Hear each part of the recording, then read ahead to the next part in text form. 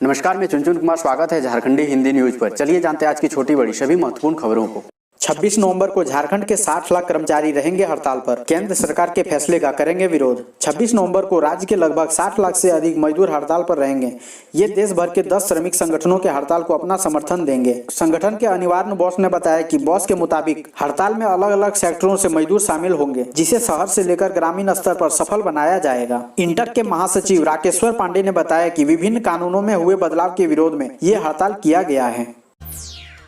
झारखंड में इस दिन से बदलेगा मौसम का मिजाज, बारिश से बढ़ेगी कनकनी। धनबाद समेत कई जिलों में कड़ाके की ठंड जारी है। मौसम वैज्ञानिकों की माने तो 26 नवंबर के बाद कनकनी और बढ़ेगी। मौसम विज्ञान केंद्र रांची के अनुसार 26-27 नवंबर को राज्य के कई जिलों में हल्की बारिश होगी। बादलों की वजह से 2 दिनों के लिए ठंड घटेगी, लेकिन बादलों के साफ होते ही फिर से ठंड बढ़ने लगेगी।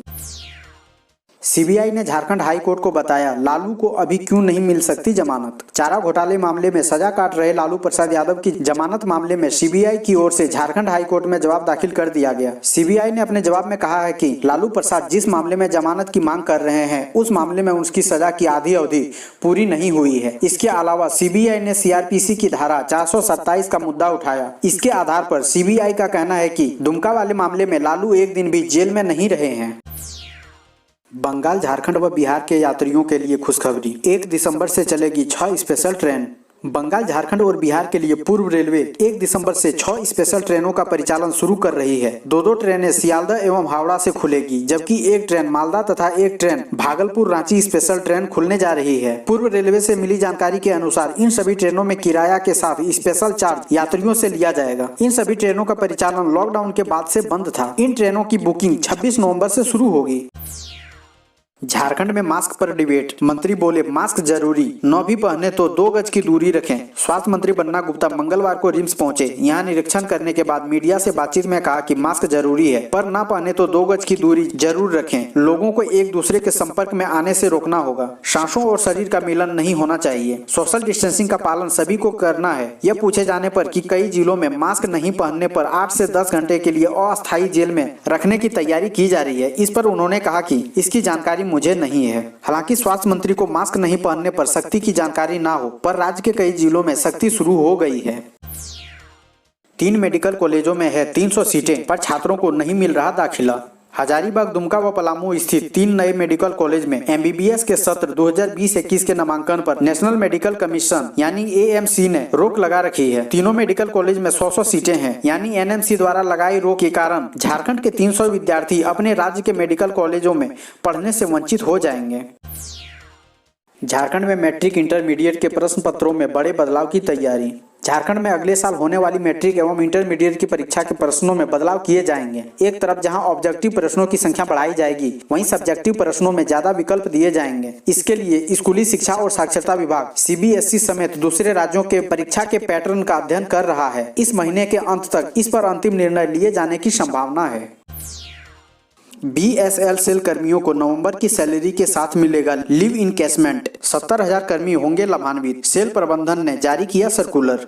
बोकारो स्टील प्लांट के कर्मियों को नवंबर की सैलरी के साथ अर्जित अवकाश नगरीकरण सुविधा यानी लीव इनकेशमेंट मिलेगा। बीएसएल कर्मियों की लीव इनकेशमेंट की सुविधा बहाल हो गई है। सेल प्रबंधनों ने इससे संबंधित सर्कुलर मंगलवार को जारी कर दिया। लीव इनकेशमेंट की सुविधा 2015 से बंद थी। इससे बीएसएल के 12,000 सहित सेल के लगभग 58,000 से ज्यादा इस्पात कर्मी लाभान्वित होंगे। इसके लिए 27 नवंबर तक आवेदन करना है। पुलिसकर्मी ही कर रहे कोरोना गाइडलाइन का उल्लंघन, ना मास्क लगाते ना ही सोशल डिस्टेंसिंग का पालन करते। झारखंड की राजधानी रांची में जिन हाथों पर लोगों की सुरक्षा की जिम्मेदारी है, वे ही लापरवाही कर रहे हैं। लोगों को मास्क पहनने के लिए जागरूक करने वाली पुलिसकर्मी खुद ही ना मास्क का इस्तेमाल कर रहे हैं, ना ही सोशल डिस्टेंसिंग का पालन। पुलिस लाइन और थानों के अलावा राजधानी के चौक चौराहों पर तैनात अधिकारी पुलिसकर्मी गाइडलाइन की अनदेखी करते देखे जा रहे हैं। थानों में देखा जा रहा है कि यहाँ पहुँचने वाले जनता भी मास्क का इस्तेमाल नहीं कर रही है। इससे बड़ी बात यह है कि पुलिस भी उन्हें रोकने की कोशिश नहीं करती है। रेलवे बोर्ड ने दी 3 ट्रेनों की परिचालन की अनुमति। 1 दिसंबर से चलेगी कोलफील्ड वनांचल एक्सप्रेस व मुंबई मेल। 1 दिसंबर से भागलपुर रांची वनांचल एक्सप्रेस, हावड़ा मुंबई मेल और धनबाद हावड़ा कोलफील्ड एक्सप्रेस पटरी पर लौटेगी। रेलवे बोर्ड ने 1 दिसंबर से तीनों ट्रेनों के परिचालन की अनुमति प्रदान कर दी है। जमकर की नारेबाजी। सरकारी संस्थाओं का निजीकरण करने के विरोध में वामपंथी मोर्चा ने किया प्रदर्शन।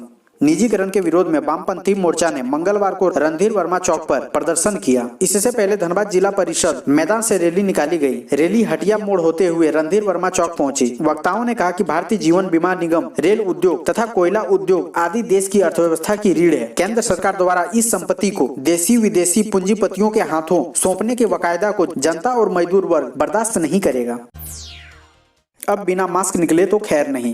ट्रैफिक पुलिस बिना मास्क वाहन चालकों से 500 और बिना हेलमेट 1000 रुपये वसूलेगी जुर्माना। कोरोना संक्रमण की रोकथाम के लिए जिला प्रशासन ने सख्ती बरतनी शुरू कर दी। बाइक में बिना मास्क और बिना हेलमेट के चले तो अब दोनों का अलग अलग जुर्माना वसूला जाएगा। रांची डीसी छवि रंजन ने कहा कि आपदा प्रबंधन एक्ट के सेक्शन 179 के तहत अगर कोई वाहन चालक मोटर व्हीकल एक्ट का उल्लंघन करता है तो 500 रुपये मास्क का और 1000 रुपये बिना हेलमेट का फाइन कटेगा। साथ ही नजदीक के सेंटर में कोरोना जाँच कराई जाएगी। बाबूलाल मरांडी का हेमंत सोरेन पर निशाना, बोले लालू को राजकीय अतिथि बना रहा है, नैतिकता बची तो कार्रवाई करें। पूर्व मुख्यमंत्री बाबूलाल मरांडी ने मुख्यमंत्री हेमंत सोरेन से लालू यादव के खिलाफ कार्रवाई की मांग की है। बिहार के पूर्व उप मुख्यमंत्री सुशील मोदी के आरोप के बाद मरांडी ने सजा काट रहे लालू प्रसाद को मिल रही सुविधाओं पर भी सवाल उठाया है। राज्य में व्यवस्था पर तंज कसते हुए उन्होंने मुख्यमंत्री को ट्वीट करते हुए लिखा है कि लालू की इन गतिविधियों से तो आपकी सरकार वाकिफ ही होगी। आपने उन्हें राजकीय अतिथि की तरह रखा हुआ है। अब वे जेल से सरकार बनाने गिराने का खेल खेलने में लग गए हैं। नैतिकता बची हो तो उन पर कार्रवाई कराइए। झारखंड पुलिस की पहल, 36 पेज का बुकलेट जारी किया। लोगों को साइबर क्राइम से बचने का तरीका बताना है उद्देश्य। झारखंड में तेजी से बढ़ रहे साइबर अपराध को रोकने के लिए झारखंड पुलिस अब लोगों को जागरूक करेगी। झारखंड पुलिस मुख्यालय ने 36 पेज का बुकलेट जारी किया है। इसमें साइबर क्राइम के वजहों और साइबर क्राइम से बचने के उपाय के संबंध में जानकारी दी गई है। बुकलेट का उद्देश्य नागरिकों में विभिन्न प्रकार के साइबर अपराध जो उन्हें प्रभावित कर सकते हैं उसके खतरों के बारे में जागरूक करना और उससे बचने के लिए कुछ उपायों के बारे में जानकारी देना है। अहमद पटेल के निधन पर मुख्यमंत्री ने जताया दुख, झारखंड के कांग्रेसियों में शोक। कांग्रेस के वरिष्ठ नेता अहमद पटेल का निधन हो गया है। वे कोरोना वायरस से संक्रमित थे। उनके निधन पर झारखंड के कांग्रेस नेताओं और राज्य के मुख्यमंत्री हेमंत सोरेन ने शोक प्रकट किया है। मुख्यमंत्री हेमंत सोरेन ने कांग्रेस के वरिष्ठ नेता एवं राज्यसभा सांसद अहमद पटेल के निधन पर दुख व्यक्त किया है। मुख्यमंत्री ने दिवंगत आत्मा की शांति एवं परिजनों को यह दुख सहने की शक्ति देने की ईश्वर से प्रार्थना की है।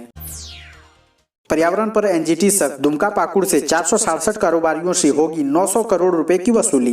दुमका और पाकुड़ जिले में अवैध रूप से पत्थर खनन कर पर्यावरण को क्षति पहुंचाने में एनजीटी के प्रिंसिपल बेंच नई दिल्ली ने दोनों जिलों के 467 पत्थर कारोबारियों पर करीब 900 करोड़ रुपए का आर्थिक दंड निर्धारित किया है। नेशनल ग्रीन ट्रिब्यूनल द्वारा पारित आदेश के आलोक में खनन पट्टाधारियों, अवैध पत्थर खदान संचालकों के साथ ही बंद पत्थर खदानों के संचालकों से दंड की राशि वसूली की कार्रवाई शुरू हो गई है। कोरोना वैक्सीन के लिए भी आधार लिंकिंग, 4 श्रेणी में टीकाकरण, ऐसी है सरकार की तैयारी।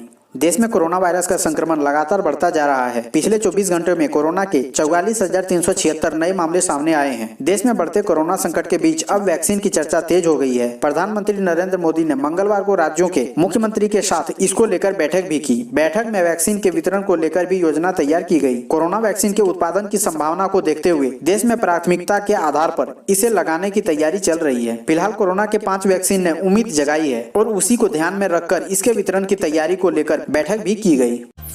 पेड़ बन रहे मुसीबत, अब नवंबर नहीं दिसंबर में शुरू होगा देवघर एयरपोर्ट।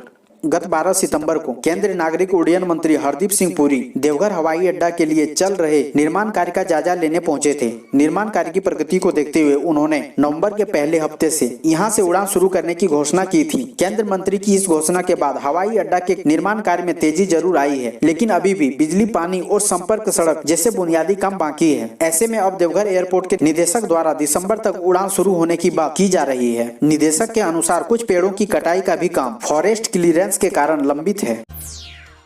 झारखंड में 20,205 लोगों के सैंपल की हुई जांच, 233 नए संक्रमित मिले। झारखंड में मंगलवार को कोरोना के 233 नए संक्रमित मिले हैं। इसमें 93 केवल रांची से मिले हैं। वहीं कोरोना से 2 मरीजों की मौत हो गई है। इसमें एक रांची व एक बोकारो का मरीज है। राज्य में अब तक कोरोना से 955 मरीजों की मौत हो चुकी है। वहीं अब तक 1,07,921 संक्रमित मिल चुके हैं और 1,04,724 स्वस्थ हो चुके हैं। राज्य में इस समय 2,242 एक्टिव केस हैं।